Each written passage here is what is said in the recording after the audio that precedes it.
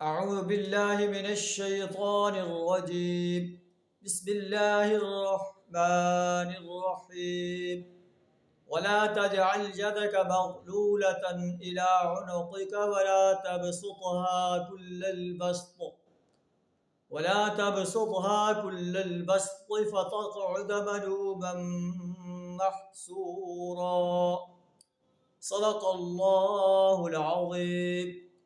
سورہ بنی اسرائیل آیت نمبر 29 آپ کے سامنے تلاوت کی. ایک اسلامی ریاست کے اصول بیان فرمائے جا رہے ہیں.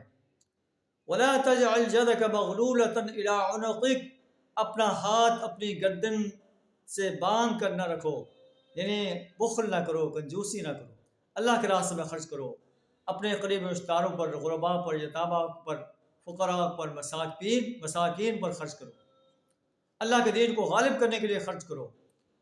وَلَا تَبْسُطْهَا كُلَّ الْبَسْطِ، اور نہ ہی بالکل اسے کھلا چھوڑ دو، فضول خرچی پہ نہ کرو.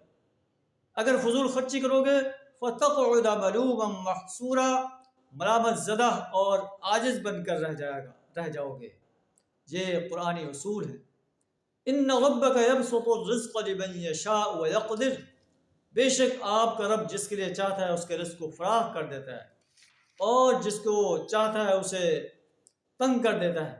إِنَّهُ كَانَ بِعِبَادِهِ خَبِيرًا بَصِيرًا، وہ اپنے بندوں کے حال سے باخبر ہے اور انہیں دیکھ رہا ہے کہ کس کو زیادہ رزق عطا فرمانا ہے، کس کو کم دینا ہے.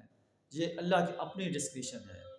اللہ سے دعا کر ہمیں اپنا مال اپنے راستے میں، اپنے قریبی اشتاروں پر، غرباء یتامہ پر، فقراء مساکین پر اپنے دین کو غالب کرنے کے لیے خرچ کرنے کی توفیق عطا فرمائے. کنجوسی کرنے سے اپنی پناہ عطا فرمائے، فضول خرچی کرنے سے اپنی پناہ عطا فرمائے. وآخر دعوانا الحمد للہ رب العالمین.